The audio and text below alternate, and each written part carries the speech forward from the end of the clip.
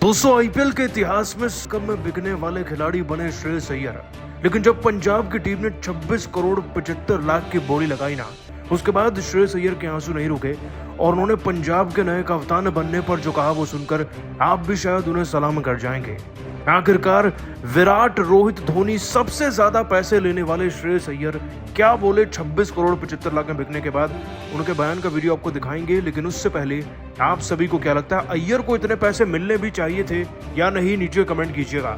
दोस्तों आईपीएल के इतिहास का आखिरी और सबसे बड़ा मेगा ऑक्शन शुरू हो चुका है। लेकिन जद्दा में इससे पहले कि पहले खिलाड़ी का नाम बोला जाता, तापमान इतना गर्म था कि पहली बोली ही 18 करोड़ तक गई।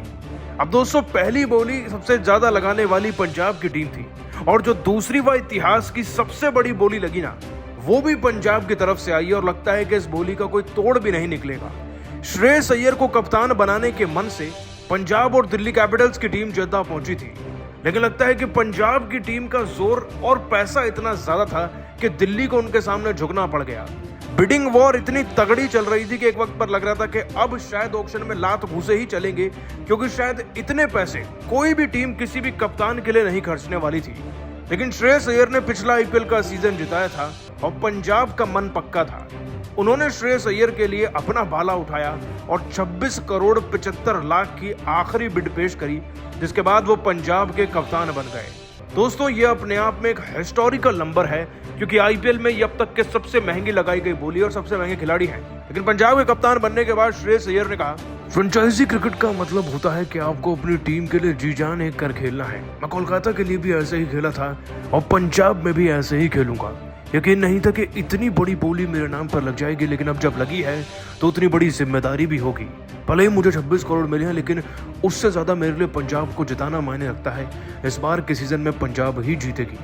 दोस्तों श्रेयस अय्यर का बयान छोटा है, लेकिन अमाउंट जो उन्हें मिला है वो इतना बड़ा है कि लगातार 3 साल उन्हें इतने पैसे मिलेंगे। और ये बात में कोई शक नहीं कि आज तक इतने पैसे रोहित, कोहली, धोनी किसी को नहीं मिल पाए हैं।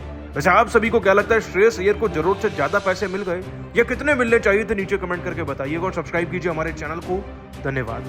दोस्तों अगर आप भी श्रेयस अय्यर को बेहतर खिलाड़ी मानते हैं तो वीडियो को एक लाइक जरूर कीजिएगा। अगर आपको भी इंडिया और ऑस्ट्रेलिया के बीच खेला गया पहले टेस्ट मैच के तीसरे दिन का जबरदस्त घमासान पसंद आया हो तो हमारे इस वीडियो को दिल से एक लाइक जरूर कीजिएगा।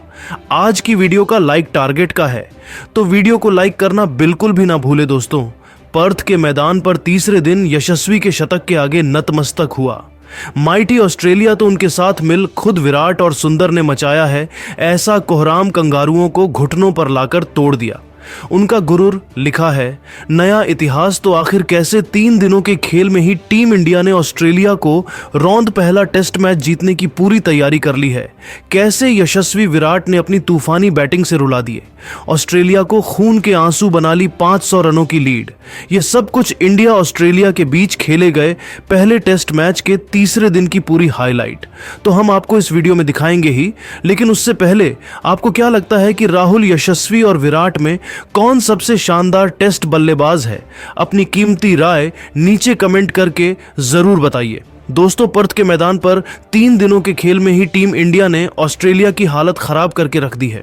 जहां पहले दिन टीम इंडिया 150 पर ऑल आउट हुई, तो जवाब में भारतीय गेंदबाजों ने पूरी की पूरी ऑस्ट्रेलिया को केवल 104 रनों पर समेट दिया और पहली पारी खत्म होने तक 46 रनों की लीड भी बना ली थी। ऐसे में दूसरे दिन केएल राहुल और यशस्वी जायसवाल ने तो अपने बल्लेबाजी से ऐसा धमाल मचाया कि पहले दिन का खेल खत्म होने तक उन्होंने ऑस्ट्रेलिया को एक भी सफलता हासिल नहीं होने दी। उन्हें विकेटों के लिए तरसा लिया। ओवर में 162 रनों की दमदार ओपनिंग पार्टनरशिप बनाकर उन्होंने टीम इंडिया को 218 रनों की लीड दूसरे दिन का खेल खत्म होने तक भी दिलवा दी। जहां यशस्वी ने 90 रन ठोक डाले तो राहुल ने 62 का योगदान दिया। जहां अब इन दोनों बल्लेबाजों के पास बारी बारी अपना शतक पूरा कर इतिहास लिखने का सुनहरा मौका था।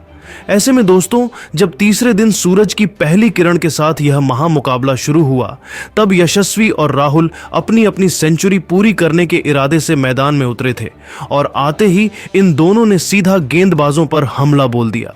जहां पहले ओवर में तो जोश हेजलवुड को इन दोनों ने थोड़ा सम्मान दिया। दिन की पहली ही गेंद पर यशस्वी ने सिंगल लेकर भारतीय पारी को आगे बढ़ाया तो अगला ही ओवर लेकर आए मिचेल स्टार्क का स्वागत केएल राहुल ने कवर के क्षेत्र में गोली की तरह करार चौका लगाकर किया और अपने खतरनाक इरादों से ऑस्ट्रेलिया से रूबरू करवा दिया था कि आज दोबारा वह ऑस्ट्रेलियाई गेंदबाजों को दिन में तारे दिखाने के लिए मैदान में उतरे हैं। तो चौथी गेंद पर यशस्वी ने इस बार मिड विकेट के बीच से चौका लगाया और इस दिग्गज गेंदबाज के पसीने छुड़ा दिए। 60 ओवर में टीम इंडिया 189 रनों तक पहुंच चुकी थी। उनके बीच की पार्टनरशिप लंबी और लंबी होती जा रही थी। ऑस्ट्रेलिया के खेमे में हड़कंप मचा हुआ था। ऑस्ट्रेलियाई फैंस की आंखों में आंसू थे। ऑस्ट्रेलियाई टीम को समझ नहीं आ रहा था कि कैसे इन दोनों बल्लेबाजों को रोका जाए, क्योंकि टीम इंडिया बहुत ज्यादा मजबूत स्थिति में आ चुकी थी। और फिर वह मोमेंट भी जल्द आया जिसका सबको बेसब्री से इंतजार था, जहां गेंद लेकर आए हेजलवुड की बाउंसर पर तूफानी छक्का उड़ाकर यशस्वी जायसवाल ने शान से ऑस्ट्रेलिया की धरती पर अपना पहला तूफानी शतक केवल 205 गेंद में पूरा किया। इस दरमियान उनके बल्ले से 8 चौके और 3 खतरनाक छक्के भी देखने को मिले, जहां उनकी इस उपलब्धि पर तो पूरा स्टेडियम खड़े होकर उनके सम्मान में तालियां बजा रहा था। आखिर हो भी क्यों नहीं, यशस्वी ने 22 साल की उम्र में ऑस्ट्रेलिया में शतक जड़कर वह करिश्मा कर दिखाया जो कोई सोच भी नहीं सकता था। उसके बाद भी वह कहां रुकने वाले थे। केवल 62.5 ओवर में इन दोनों ने मिलकर टीम इंडिया को 201 रनों तक पहुंचाया और 200 रनों की रिकॉर्ड तोड़ ओपनिंग पार्टनरशिप को अंजाम देकर ऑस्ट्रेलियाई गेंदबाजों की हालत बिगाड़कर रख दी थी। लेकिन दोस्तों, तभी ओवर की अंतिम गेंद पर मिचेल स्टार्क ने केएल राहुल को अपने जाल में फंसा लिया।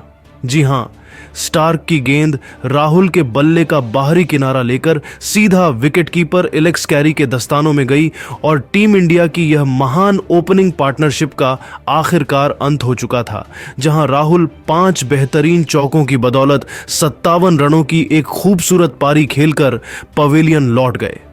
अब जाकर ऑस्ट्रेलिया ने थोड़ी राहत की सांस ली। उनके आउट होने के बाद मैदान में देवदत्त पड्डिकल आए थे। परी यशस्वी को रोक पाना अभी भी उनके गेंदबाजों की बस की बात नहीं हो पा रही थी। 65वें ओवर में एक बार फिर मिचेल स्टार्क की पहली ही गेंद को यशस्वी ने दनदनाते चौके के लिए मारकर रॉकेट की रफ्तार से टीम इंडिया को आगे बढ़ाना शुरू कर दिया था। मैच में अभी भी टीम इंडिया बहुत आगे थी।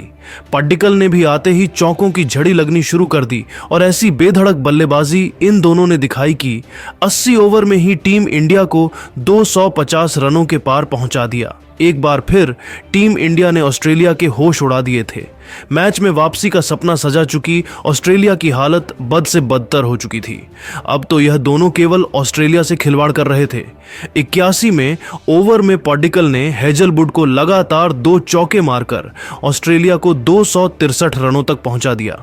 इसी के साथ इन दोनों के बीच 50 रनों की मजबूत साझेदारी भी हो चुकी थी, जिसने ऑस्ट्रेलिया को इस मैच से ऑलमोस्ट बाहर ही फेंक दिया था, क्योंकि टीम इंडिया की लीड अब 300 रनों से अधिक की हो चली थी। अब तो ये दोनों खिलाड़ी केवल चौकों से ही डील कर रहे थे। स्पेशली देवदत्त ने भी यशस्वी के साथ कंधे से कंधा मिलाते हुए मैच को ऑलमोस्ट टीम इंडिया की झोली मिला दिया था, जहां तीसरे दिन का पहला सेशन खत्म होने तक टीम इंडिया ने 84 ओवर में 275 रन बना लिए थे।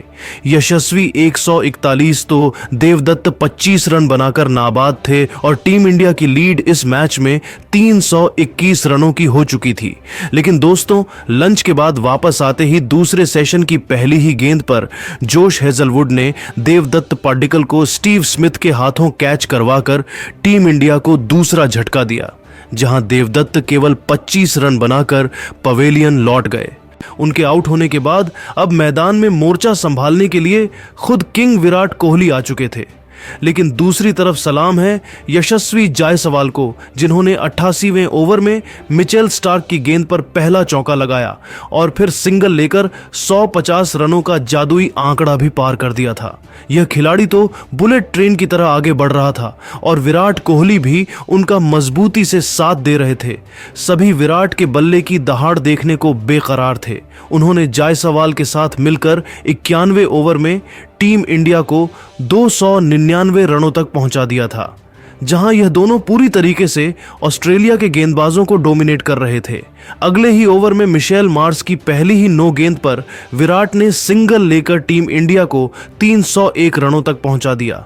तो दोस्तों, 93वां ओवर लेकर आए पैट कमिंस की पहली ही गेंद पर तेंदुलकर बनते हुए विराट ने खूबसूरत स्ट्रेट ड्राइव से चौका बटोरकर टीम इंडिया की लीड को 351 रनों के पार पहुंचा दिया था। पर दोस्तों, तभी यशस्वी जायसवाल की महान पारी का अंत मिचेल मार्श की गेंद पर होता है, जिनका आसान सा कैच स्टीव स्मिथ ने लपका, लेकिन तब तक काफी देर हो चुकी थी। यशस्वी ने अपना काम कर दिया था। वह 15 चौकों 3 तूफानी छक्कों से सजी 161 रनों की रिकॉर्ड तोड़ पारी खेलकर पवेलियन लौटे, और जब तक वह वापस गए टीम इंडिया की लीड 359 रनों की हो चुकी थी। लेकिन दोस्तों, यशस्वी के आउट होने के बाद मैदान में उतरे ऋषभ पंत ज्यादा देर तक बल्लेबाजी नहीं कर पाए और नेथन लायन को बड़ा शॉट लगाने के चक्कर में उन्हें एलेक्स कैरी ने केवल 1 रन बनाकर स्टंप कर दिया, और इसी के साथ टीम इंडिया